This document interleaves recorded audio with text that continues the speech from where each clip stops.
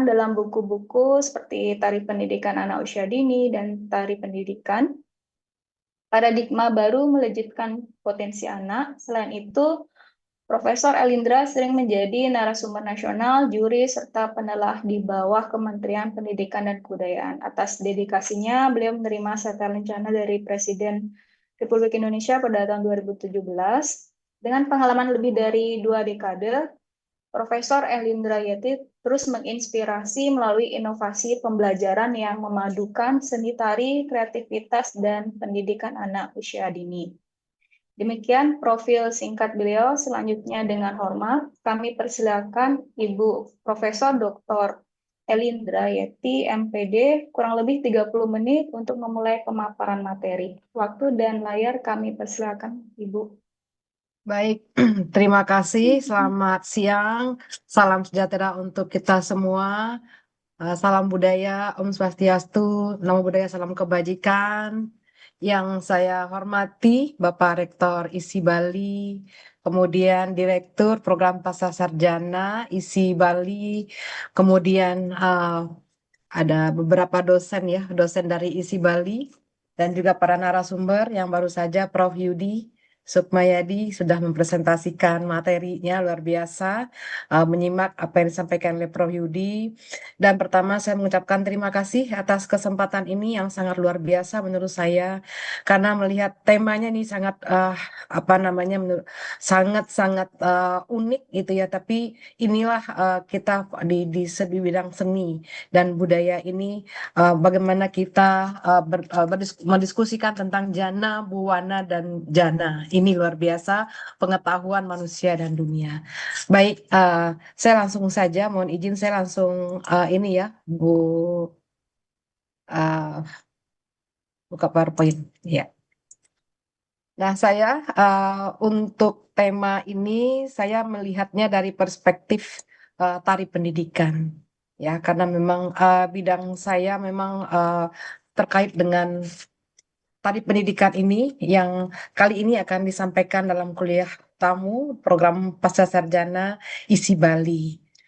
Baik, kenapa ditinjau dari perspektif tari pendidikan? Ya, pertama tentu saya latar belakangnya pendidikannya adalah dari pendidikan seni, mulai dari S1, S2, dan S3, dan juga saya menekuni dalam bidang pendidikan anak usia dini, karena kenapa pada masa usia dini itu masa emas pertumbuhan anak yang perlu intervensi yang tepat untuk anak.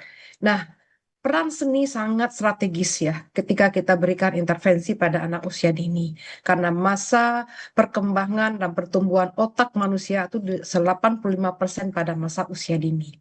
Jadi banyak ahli hasil riset juga menjelaskan intervensi seni ini sangat-sangat memberikan dasar fondasi yang kuat pada anak usia dini untuk dia bisa tumbuh dan berkembang dalam lingkungannya, dalam dunianya nanti ke depan, bahwa pendidikan anak usia dini itu adalah dasar dan fondasi manusia untuk tumbuh bisa berkembang lebih baik ke depannya, baik dari segi perkembangan kognitifnya dan perkembangan sosial, emosional, sikap kepribadian, karakter, dan tentu juga kemampuan berpikir kritis kreatif yang kita harapkan dari anak usia dini. Nah, melalui seni lah ini bisa dikembangkan.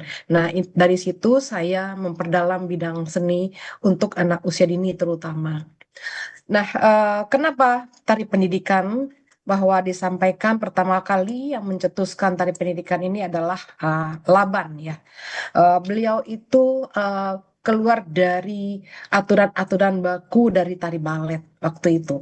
Sehingga lahirlah tari pendidikan yang keluar dari aturan-aturan apa namanya sikap-sikap dari penari balet gitu ya, penari balet, dan di situ diasumsikan tidak ada ruang kreativitas di dalamnya. Sehingga maka si Laban itu mengembangkan tari pendidikan, di mana tari pendidikan itu merupakan gerakan yang menyatukan tubuh, pikiran, dan rasa.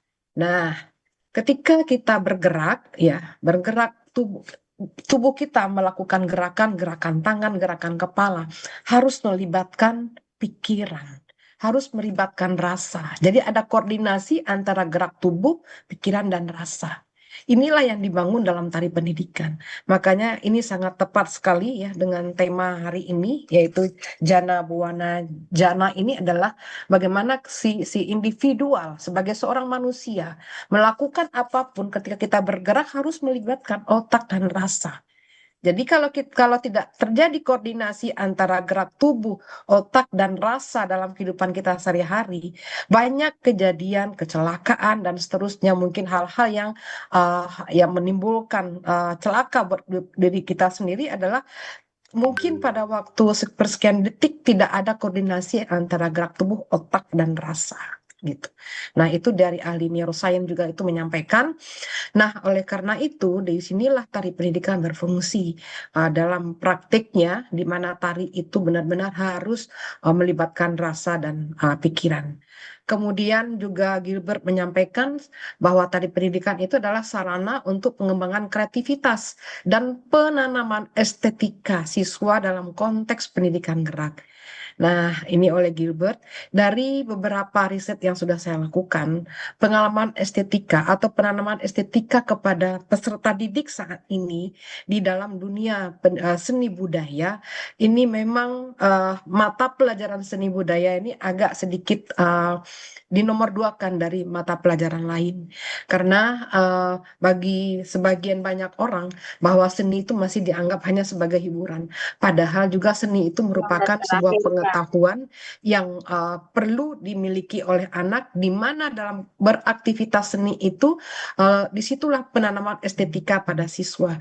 Saya juga menggunakan berbagai macam teknologi digital. Mungkin bisa saya juga gunakan menggunakan virtual reality sehingga anak bisa memiliki pengalaman dalam beraktivitas seni tari khususnya dengan menggunakan beberapa teknologi digital, dan kemudian juga augmented reality juga dihadirkan dalam kegiatan pembelajaran sehingga menarik anak untuk yang tadinya mungkin tidak berminat untuk bergerak, terutama anak laki-laki. Ini masalah sekali. Ada fakta masalah kita di lapangan bahwa kalau laki-laki menari itu dianggap tanda kutip gitu. Banyak orang tua yang tidak mau masukin anaknya ke seni tari dianggap nanti menjadi apa namanya, mohon maaf, bencong dan seterusnya.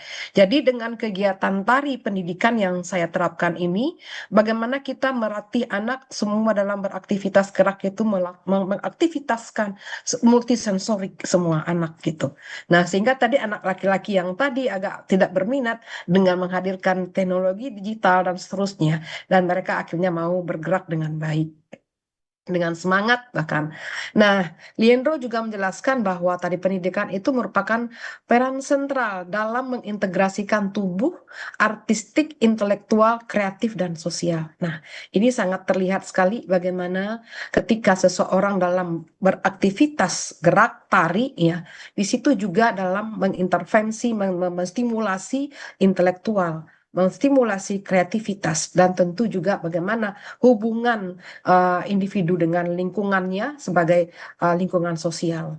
Nah, demikian juga disampaikan oleh Theo bahwa tari pendidikan itu merupakan gerakan tubuh dan bukan pada gerakan gaya tari tertentu seperti balet atau tari tradisional. Jadi dia lebih banyak ke creativity gitu kalau tari pendidikan. Karena dia tidak memiliki aturan-aturan baku, lebih diutamakan kepada gerakan pribadi siswa sesuai dengan imajinasinya, dan tentu sesuai dengan kemampuan dan karakteristik motorik dan kemampuan motorik anak. Nah, itu yang kita sesuaikan.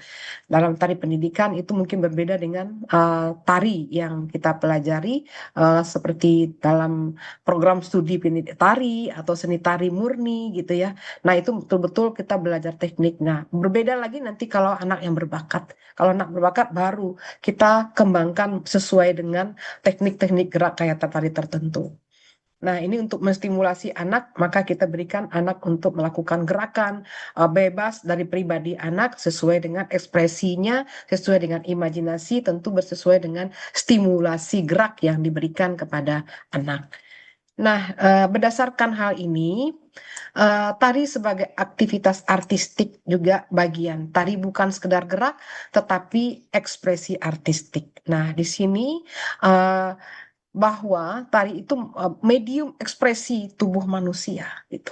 Ya, beda mungkin dengan seni yang lain ya. Kalau tari itu adalah di mana tubuh manusia sebagai medium ekspresinya.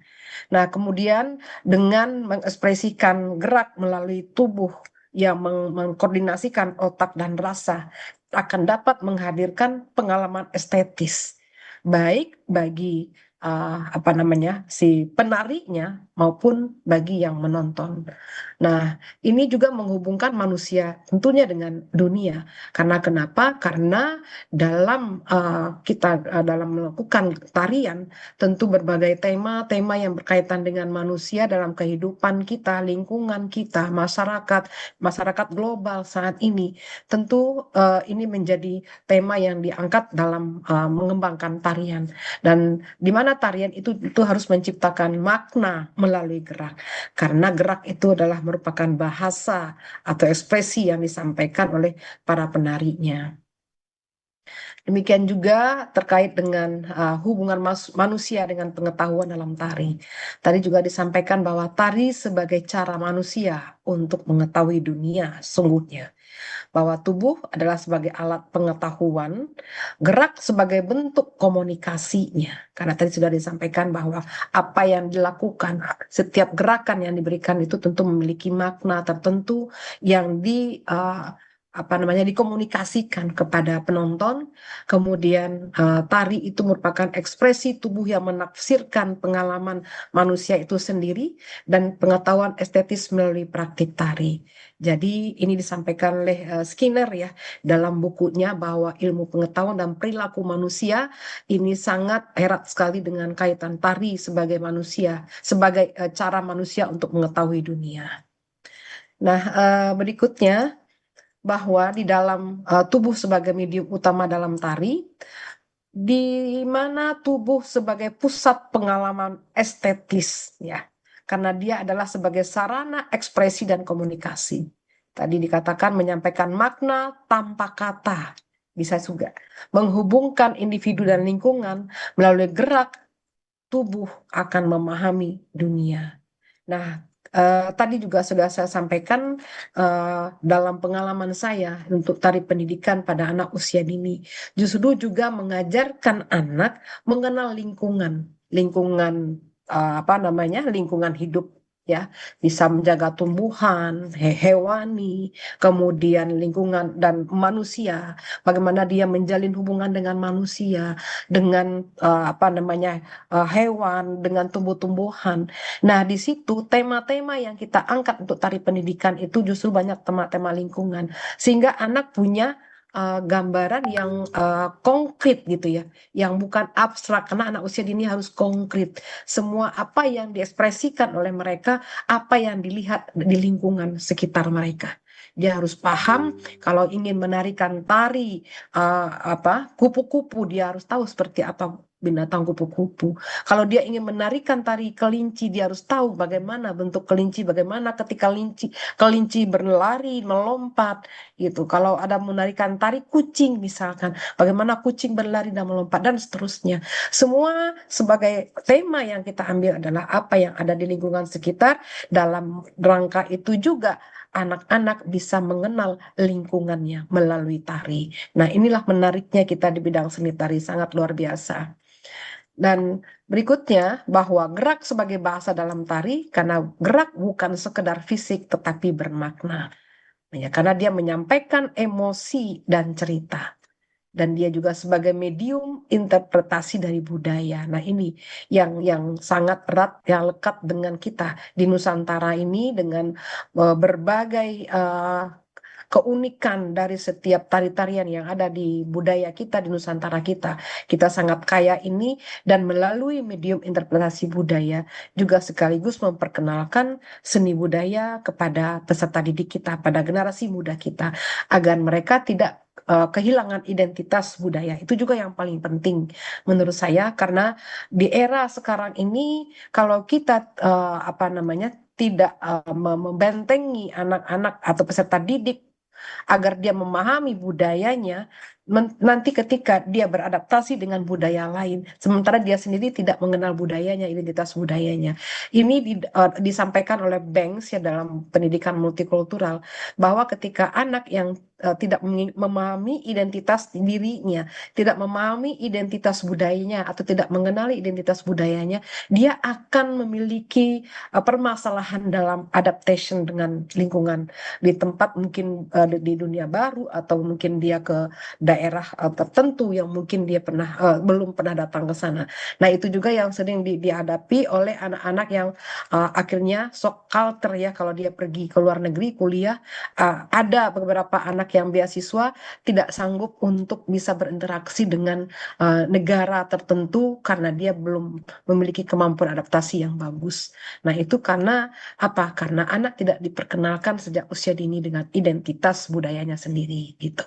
Nah, kemudian anak yang biasanya sudah memahami identitas budayanya, dan dalam pendidikan multikultural dia juga akan bisa menghargai budaya yang berbeda.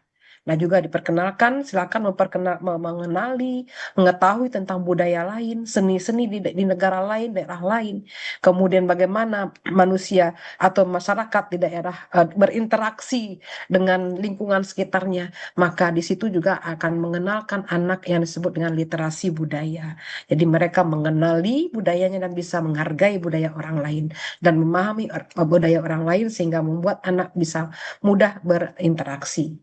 Nah, dan juga menghubungkan penari dengan audiens ya, karena ada semacam komunikasi antara penari dengan apa namanya penonton. Dan bagian penting dalam inilah bagian penting dalam pembelajaran tari. Oke, saya skip aja. Ini tadi sudah. Nah, eh, tari sebagai cara mengetahui dunia. Nah, tari bukan hanya seni, tetapi pengetahuan juga. Gitu. Bahwa eh, tari atau seni merupakan media pemahaman realitas gitu. Ya, melalui seni kita dapat memahami realita yang ada, fakta yang terjadi saat ini, bagaimana mengungkap hubungan manusia dengan lingkungan, kemudian menafsirkan dunia melalui gerak, memberi makna pada pengalaman hidup. Semua itu pasti kalau seandainya manusia itu sendiri atau individu itu sendiri, ketika dia melakukan gerakan tari tanpa ada interaksi dengan lingkungan, saya yakin dia tidak akan mampu menafsirkan dunia melalui gerak gitu. Jadi tidak bisa lepas antara pengetahuan hanya tari tidak bukan hanya seni tetapi juga pengetahuan. Jadi tari sebagai cara mengetahui dunia. Nah, inilah hakikatnya dalam apa yang disajikan, bahwa ekspresi tubuh dalam konteks pendidikan seni adalah dalam bagaimana pentingnya ekspresi tubuh dalam pembelajaran dan akan mengasah kesadaran tubuh. Nah, ini dia. Kesadaran gerak tubuh ya. Tidak hanya kita sebagai penari, mungkin dalam kehidupan eh, kita sehari-hari ya, kalau kita tidak memiliki kesadaran gerak tubuh yang bagus gitu. Nah, ini juga akan membuat hal-hal yang tidak diinginkan bisa terjadi karena tidak memiliki kesadaran gerak tubuh yang bagus. Nah, sejak usia dini saya juga menerapkan kepada apa namanya peserta didik itu mulai dari TK, SD, SMP agar mereka memiliki kesadaran gerak yang baik gitu. Banyak juga anak yang tidak paham ya arah gitu, arah hadap ke kiri, ke kanan gitu ya. Kemudian mana yang kanan, mana yang kiri. Itu ketika sudah berbeda arah, itu juga sudah agak-agak sedikit susah mereka menentukan mana kanan, mana kiri. Nah, ini kan pertanda kesadaran gerak tubuh itu tidak terbangun dengan baik. Nah, melalui seni tari bahwa dapat mengasah kesadaran gerak tubuh, karena tadi pendidikan itu justru sering melatih koordinasi tadi antara gerak tubuh, otak, dan rasa, dan mengembangkan kreativitas gerak dan media komunikasi nonverbal dan membentuk pemahaman estetis pastinya. Baik, tadi ini sudah merefleksikan budaya, saya langsung saja. Nah, peran tari dalam pendidikan seni. Nah, saya angkat di sini tari sebagai bagian penting dalam kurikulum seni. Ini kita sepakat semua mungkin ya, tidak hanya dari dunia di pendidikan seni, saya rasa juga isi Bali kan juga ada pendidikan seni, kemudian di samping itu juga seni murninya. Kita sepakat bahwa tadi harus ada dalam bagian penting kurikulum seni, terutama untuk di tingkat satuan pendidikan. Apa jadinya kalau tidak ada mata pelajaran seni untuk di tingkat satuan pendidikan? Jadi seolah-olah mencerabut manusia dari akarnya tanpa ada kegiatan seni. Nah, karena tari sebagian penting dari kurikulum ini, di mana tari ini berperan untuk mengembangkan kesadaran estetika. Dengan estetika inilah anak memiliki kepekaan rasa, ya, empati, ya. Itu yang juga ingin kita kembangkan kepada peserta didik. Jadi, bagaimana dia merasakan keindahan, dengan keindahan itu bisa dia nikmati, bisa menghargai sesama, kemudian bisa memiliki rasa empati, menolong, simpati dan seterusnya. Ini yang kita bangun melalui pendidikan seni. Nah, kita berharap tentu di kegiatan pembelajaran seni di sekolah justru menyentuh kepekaan rasa pada anak, itu yang paling penting, dan juga melatih disiplin dan ekspresi, mendorong pemahaman tubuh dan ruang, ya, karena kecerdasan visual spasial sangat juga dibutuhkan, bisa dikembangkan melalui seni tari dan juga membuka wawasan budaya dan artistik pastinya. Baik, nah, keterkaitan manusia di dalam dan dunia dalam tari. Tari itu merefleksikan hubungan manusia dengan dunia. Tadi sudah disampaikan bahwa tubuh sebagai medium interaksi, gerak sebagai bahasa universal, kemudian memperkuat kesadaran lingkungan dan menafsirkan realitas sosial dan alam. Ini sangat strategis sekali ya, dengan dalam dunia tari itu apabila seseorang melakukan eh, menggerakkan, membuat sebuah karya tari, kemudian menampilkan tarian tersebut, di mana yang dijadikan pijakan ketika menampilkan tarian, mengembangkan, mengkreativitaskan tari dalam berdasarkan tema-tema lingkungan. Tentu ini akan memperkuat kesadaran lingkungan dan menafsirkan realitas sosial dan alam, bagaimana kita berinteraksi dengan alam. Itu yang juga paling penting diangkat dalam tari ini. Nah, eh, ini lanjut saja. Nah, berikutnya adalah kreativitas dalam seni tari. Kreativitas penting dalam pengembangan tari, seperti tadi yang disampaikan. Eksplorasi gerak dan ruang.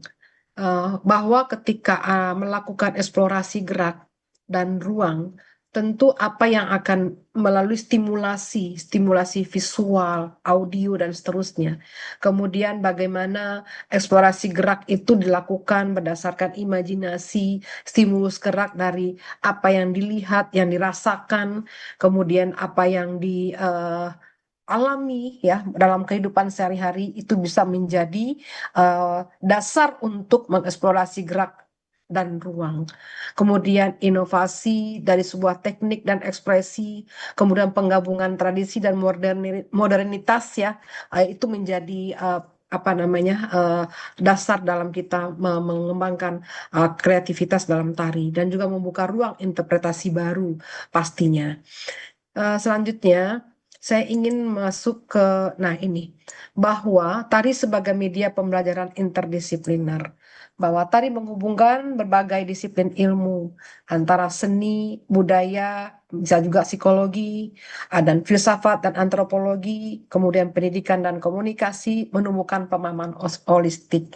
Nah, saya kebetulan dalam penelitian saya melibatkan bagaimana tari itu dapat menstimulasi otak manusia, bahwa didasarkan oleh sinkronisasi tari dan otak dari beberapa ahli menjelaskan, dari beberapa riset menjelaskan, tari itu melibatkan beragam jaringan wilayah otak yang mendukung proses neurobehavioral di 7 area otak yang berbeda. Mungkin kalau teman-teman atau Bapak Ibu lihat, atau mahasiswa bisa lihat di penampang otak yang di bawah yang warna abu-abu, itu adalah ketika manusia atau anak bergerak atau kita melakukan gerakan tari yang terkoordinasi yang dengan enjoy, maka hampir seluruh otak manusia itu akan terstimulasi dengan baik.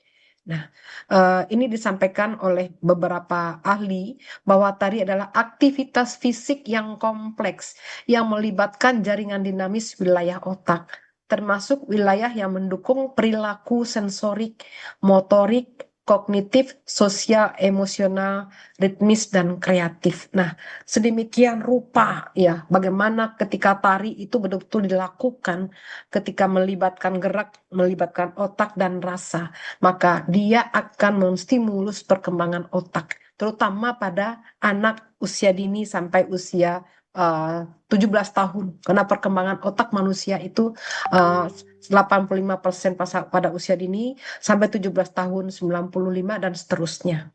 Nah, melalui tarian, populasi saraf otak menjadi sangat tersinkronisasi yang mendukung koordinasi ritme antara wilayah otak yang berbeda.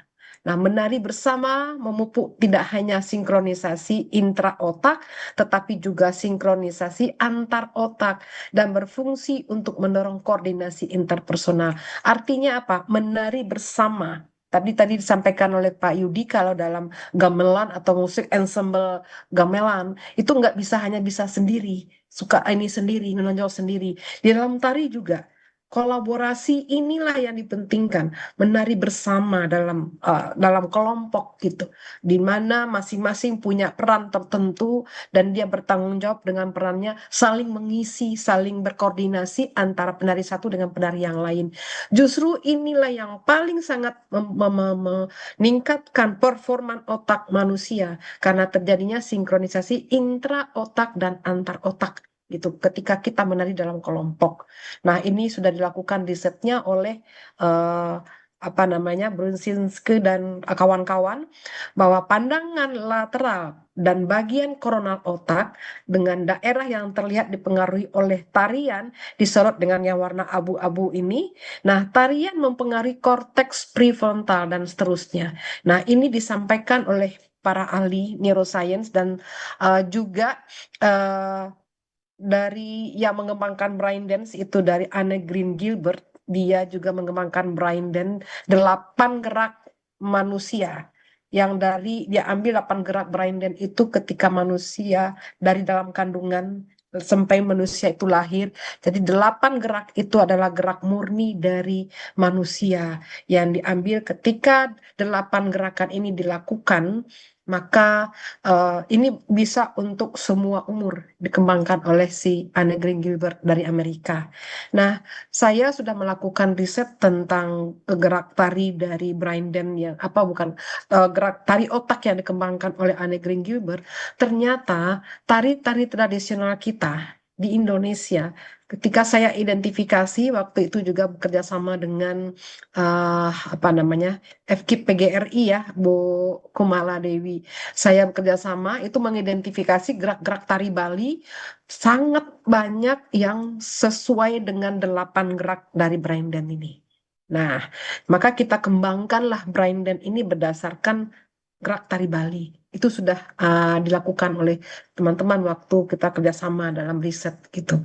Nah, tidak hanya Bali, hampir seluruh gerakan di Indonesia, di Nusantara ini, 8 gerak brain dance itu ternyata ada di tari-tarian tradisional kita. Nah, itulah yang kami kembangkan. Nah, saya kebetulan mengembangkan brain dance itu sesuai dengan kemampuan gerak anak. Nah, karena brain dance ini bisa untuk semua umur. Nah, jadi gerakan yang dikembangkan, yang saya kembangkan berdasarkan brain dance itu adalah berdasarkan tarian tradisional, tetapi yang mampu dilakukan sesuai dengan motorik anak.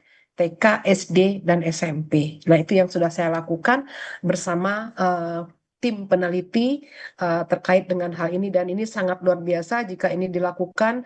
8 gerakan ini sangat membantu mengembangkan, meningkatkan performa otak manusia sehingga kemampuan kognitif akan lebih bagus meningkat, kemampuan berpikir kritis dan kreatifnya itu bisa terstimulasi dengan baik, apalagi sosial emosional tentu juga akan terstimulasi dengan baik apabila di otak kita itu bagian limbik belakang itu adalah bagian yang mengatur emosional manusia. Justru dengan tari limbik itu sangat dipengaruhi dengan baik oleh gerakan tari yang sangat terkoordinasi tadi.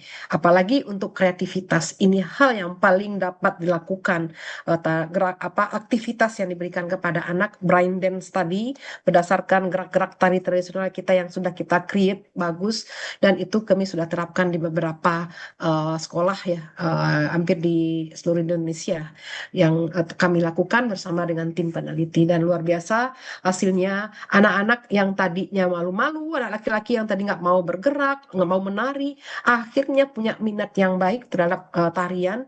Tadi anak-anak yang tidak mudah diatur ya, sering yang hyperaktif dan seterusnya, dengan menari sehingga mampu mengelola emosinya dengan baik dan dia bisa akan mengatur dirinya atau self regulationnya akan berkembang dengan baik.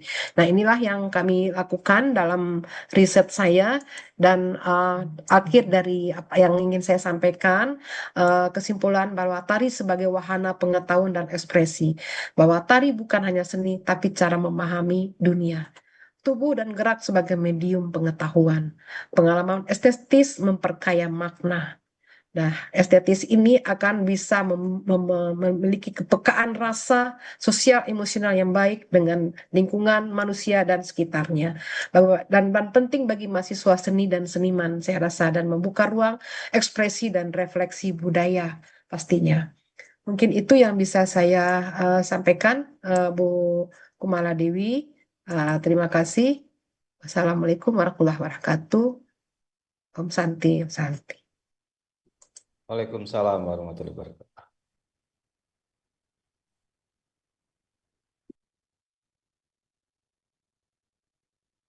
Masih di mute, Pak Kumala Dewi. Baik. Terima kasih yang sebesar-besarnya kami sampaikan kepada Ibu Prof. Dr. Elindra Yeti, MPD atas pemaparannya ya, sangat inspiratif dan penuh makna ya. Kebetulan saya juga penelitian dan pengabdiannya concernnya juga ke